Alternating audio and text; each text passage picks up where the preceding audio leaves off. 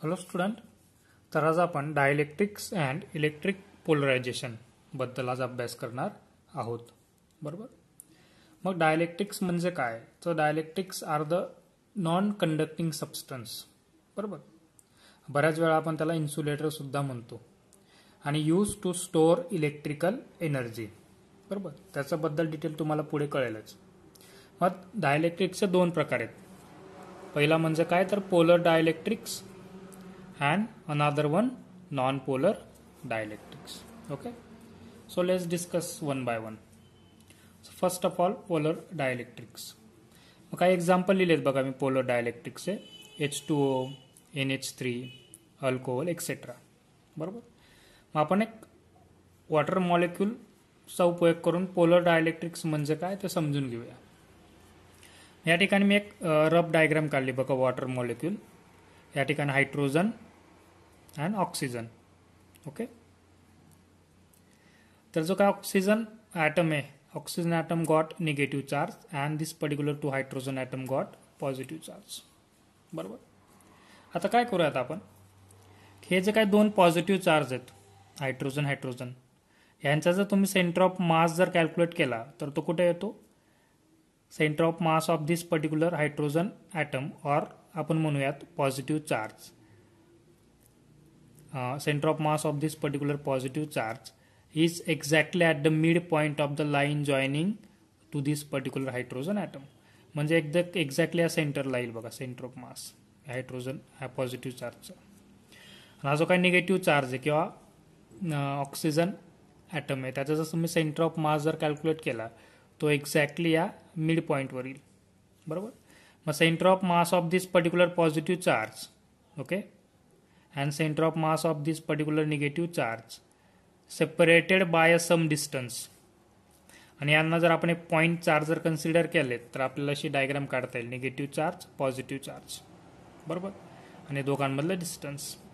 आणि हा पी काय दाखवतोय आपण? Dipole movement. काय आहे तो? Dipole movement. Okay. and they have permanent dipole moment. लक्षात ठेवायचं, polar dielectrics have permanent dipole movement. बरोबर. परत मी रिपीट करतो बघा.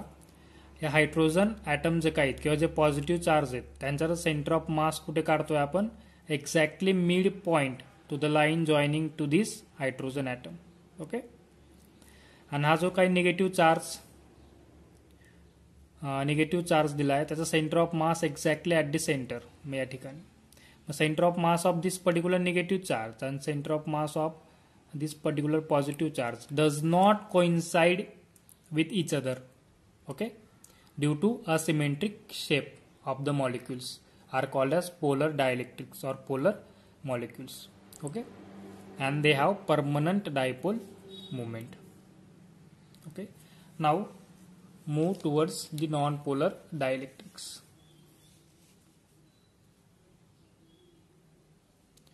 सो बेसिकली नॉन पोलर डायलेक्ट्रिकचे परत एक्झाम्पल लिहिलेत बघा मी. CO2, H2 etcetera. बरोबर. आपण हा CO2 मॉलिक्यूल कन्सिडर करूयात आणि नॉन पोलर डायलेक्ट्रिक्स म्हणजे काय ते समजून घेऊयात. या ठिकाणी परत मी रफ डायग्राम काढली बघा. हा एक oxygen molecule, sorry oxygen atom, carbon atom and oxygen atom. बरोबर. Oxygen atom got negative charge आणि carbon atom got positive charge. हे जे काय दोन ऑक्सिजन ॲटम आहे यांच्या याला आपण निगेटिव्ह चार्ज म्हणूयात. हे जे काय दोन निगेटिव्ह चार्ज आहेत त्यांचा सेंटर ऑफ मास कुठे येईल? या दोन निगेटिव्ह चार्जचा सेंटर ऑफ मास कुठे येईल? तर एक्झॅक्टली या मिड पॉईंटवर येईल. बरोबर. आणि हा जो काही कार्बन ॲटम आहे त्यावर पॉझिटिव्ह चार्ज आहे, त्याचा सेंटर ऑफ मास कुठे येईल? तो पण एक्झॅक्टली या मिड पॉईंटवर येईल. म्हणजे centre of mass of this particular negative charge and centre of mass of this particular positive charge ते एकाच पॉईंटवर येत आहेत. दोघांचं सेंटर ऑफ मास काय आहेत ते एकाच पॉईंटवर येत आहेत. बरोबर. मग तशा मॉलिक्यूलला आपण म्हणतो नॉन पोलर मॉलिक्यूल. बरोबर. The molecule in which the center of mass of positive charge and centre of mass of negative charge coincide with each other किंवा coincide with the center of mass of negative charge. बरोबर. Such a molecule called as non polar molecules. Okay.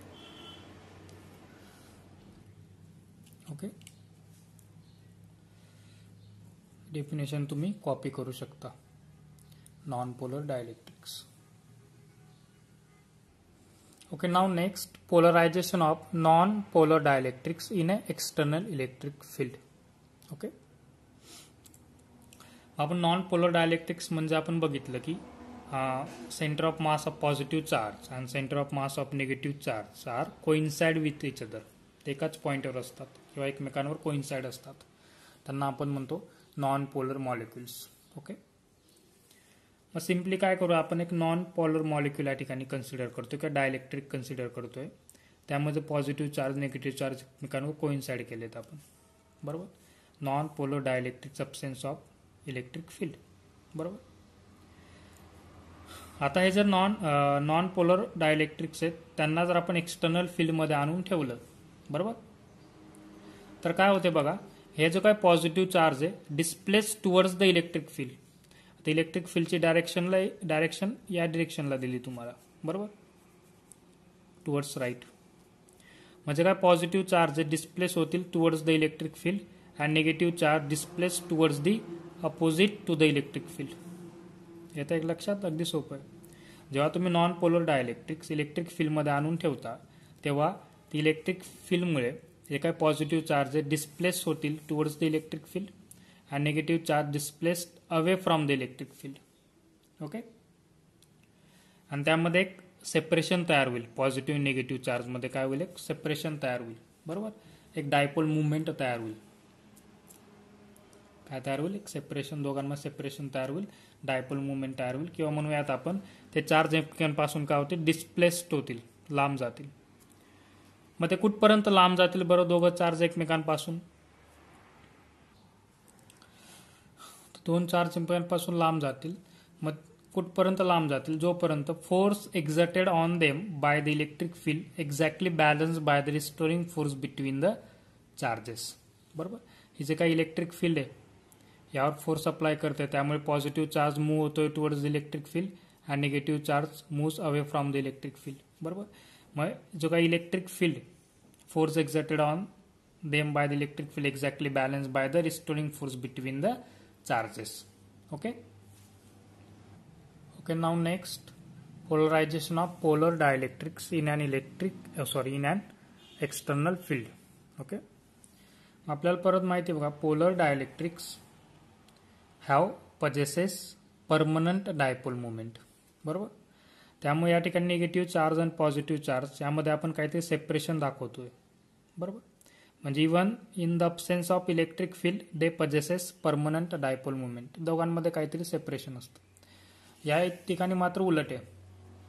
Okay, polar dielectrics non polar dielectrics जर आपण electric फील्डमध्ये ठेवल्यानंतर positive charge negative charge एकमेकांपासून लांब जातात आणि नंतर त्यामध्ये एक डायपोल मुवमेंट तयार होतो.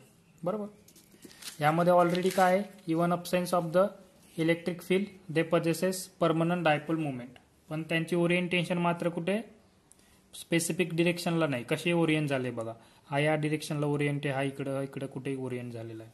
बरोबर, असे जे काही पोलर डायलेक्ट्रिक्स आहेत ते जर आपण इलेक्ट्रिक फील्डमध्ये ठेवल्यानंतर ते एक स्पेसिफिक डायरेक्शनला ओरिएंट होतात. या ठिकाणी बघा सगळे पॉझिटिव्ह चार्ज निगेटिव्ह चार्ज. बरोबर, even absence of the electric field they are oriented in any direction. Okay, and in presence of the electric field the polar dielectrics or polar molecules are oriented in a specific direction. बरोबर, मग एक general statement म्हणूयात आपण की both polar and non polar dielectrics develop net dipole movement in presence of electric field. Okay, both polar and non polar molecule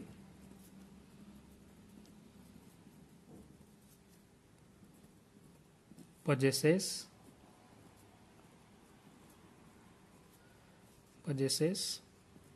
net dipole moment. Net dipole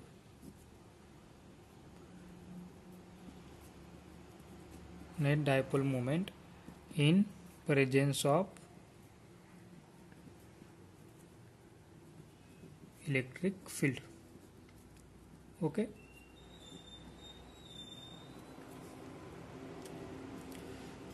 Then dipole moment per unit volume is called as polarization and denoted by letter P.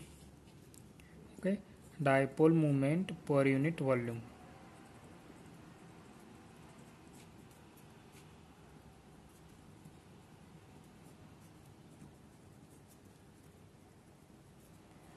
Are called polarization and denoted by letter P.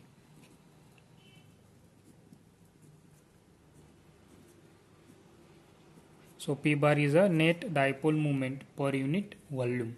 Okay, and it is given by P bar is equal to this particular term are called as electric susceptibility. Electric susceptibility.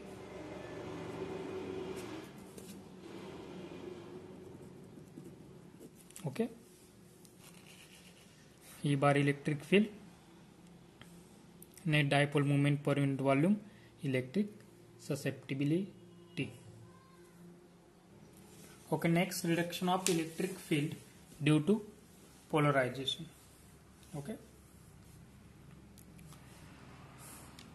या ठिकाणी काय करूयात आपण, the dielectric material is subjected to the electric field, किंवा एखादा dielectric material जर आपण electric फील्डमध्ये ठेवला तर त्या ठिकाणी काय घडून येतं ते आपण बघणार आहोत. बरोबर, मग आपण काय करूया, एक युनिफॉर्म इलेक्ट्रिक फील्ड तयार करूया. बरोबर, त्यासाठी काय करूया, आपण एक प्लेट कन्सिडर करू, मेटल प्लेट, त्यावर आपण पॉझिटिव्ह चार्ज डिस्प्लेस करूया. ओके, डिस्ट्रीब्यूट करूया. आयडेंटिकल मेटल प्लेट, त्यावर आपण एक निगेटिव्ह चार्ज डिस्ट्रीब्यूट करतो. बरोबर, आणि यांच्यामध्ये आता एक युनिफॉर्म इलेक्ट्रिक फील्ड तयार झाली असं कन्सिडर करूया आपण. आणि डायरेक्शन ऑफ इलेक्ट्रिक फील्ड काय, from positive to the negative. Okay, so here is the electric field which is directed from positive towards the negative. या इलेक्ट्रिक फील्डमध्ये आपण एखादा डायइलेक्ट्रिक नॉन कंडक्टिंग सबस्टन्स आपण पुट करूया. बरोबर, आपण या ठिकाणी एक डायइलेक्ट्रिक्स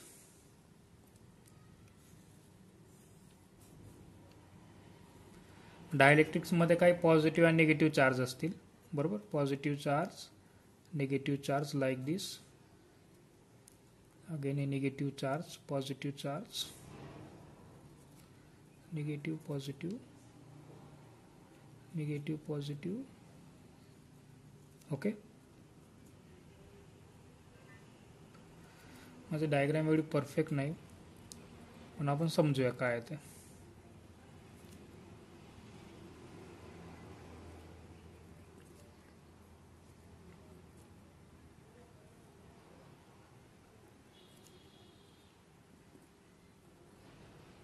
ओके, बरं, काय केलं आपण, एक इलेक्ट्रिक फील्ड मध्ये आपण एखादा डायइलेक्ट्रिक सबस्टन्स काय केला, आपण प्लेस्ड केला. मग गंमत काय होईल बघा, ह्या जो काही डायइलेक्ट्रिक मटेरियल मध्ये हा जे काही पॉझिटिव्ह चार्ज आहेत हे डिस्प्लेस होतील टुवर्ड्स द निगेटिव्ह प्लेट. बरोबर, कारण निगेटिव्ह पॉझिटिव्ह एकमेकांना अट्रॅक्ट करतील, त्यामुळे पॉझिटिव्ह चार्ज या साईडला काय होतील, ओढले जातील, आणि जे काही निगेटिव्ह चार्ज आहेत या पॉझिटिव्ह चार्जकडे काय होतील, ओढले जातील. बरोबर, मग काय होईल बघा, परत पॉझिटिव्ह चार्ज. बरोबर, आणि पॉझिटिव्ह चार्ज निगेटिव्ह चार्जला काय आपल्याकडे ओढतायत, त्यामुळे या इनर साईडच्या प्लेटवर या ठिकाणी निगेटिव्ह चार्ज जमा होतील. ओके, या ठिकाणी ऑलरेडी हे निगेटिव्ह चार्ज आपण आधी ठेवले होते, आणि निगेटिव्ह चार्ज हा पॉझिटिव्ह चार्जला आपल्याकडे अट्रॅक्ट करतील, त्यामुळे या प्लेटचा इनर साईडवर या ठिकाणी पॉझिटिव्ह चार्ज त्या ठिकाणी काय होतील, तयार होतील. बरोबर,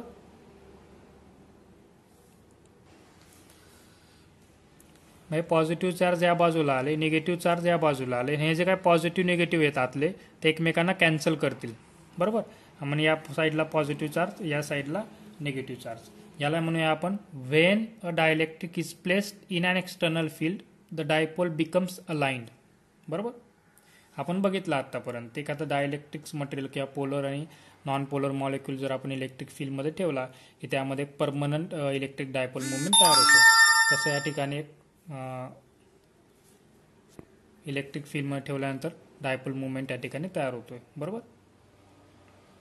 आणि थोड्या वेळानंतर हे positive charge negative charge attract होतील आणि मधले एकमेकांना काय करतील, कॅन्सल करतील. Positive negative positive negative, positive charge या बाजूला आणि निगेटिव्ह चार्ज या साईडला. बरोबर. म्हणजे ओरिजिनल इलेक्ट्रिक फील्ड काय आपली ई बार, या बाहेरचे जे काही चार्ज आहेत आणि आतमध्ये पण चार्ज डिस्ट्रीब्यूट झाले त्यामध्ये सुद्धा इलेक्ट्रिक फील्ड तयार होईल. बरोबर. या ठिकाणी याला म्हणूयात आपण ई डॅश. बरोबर. आणि त्याचे डायरेक्शन काय असणार आहे, opposite to the external electric field. Obviously positive charge करून निगेटिव्ह चार्जकडे आतमधली इलेक्ट्रिक फील्ड आणि बाहेरची इलेक्ट्रिक फील्ड पॉझिटिव्ह चार्ज करून निगेटिव्ह चार्जकडे. म्हणजे काय, external electric field are directed opposite to the internal electric field. त्यामुळे जे काय नेट इलेक्ट्रिक फील्ड असणार आहे त्याला कसं लिहूयात आपण, E net is equal to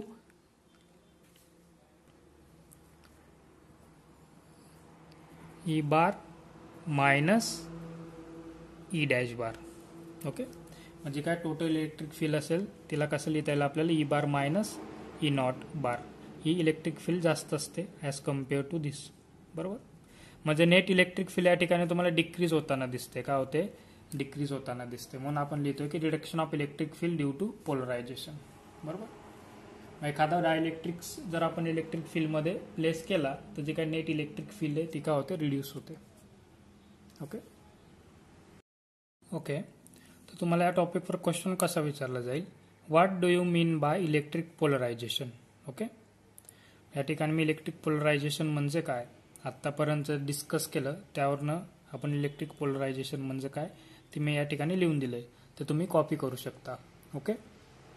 आणि नेक्स्ट क्वेश्चन असा विचारला जाईल, what is mean bye polar dielectrics and non polar dielectrics. बरोबर. मी तुम्हाला ऑलरेडी त्या व्हिडिओमध्ये डिस्कस केलं. तो क्वेश्चन एकदम व्यवस्थित तयार करून ठेवा. What is mean by electric polarisation and types of dielectrics. Okay. Thank you.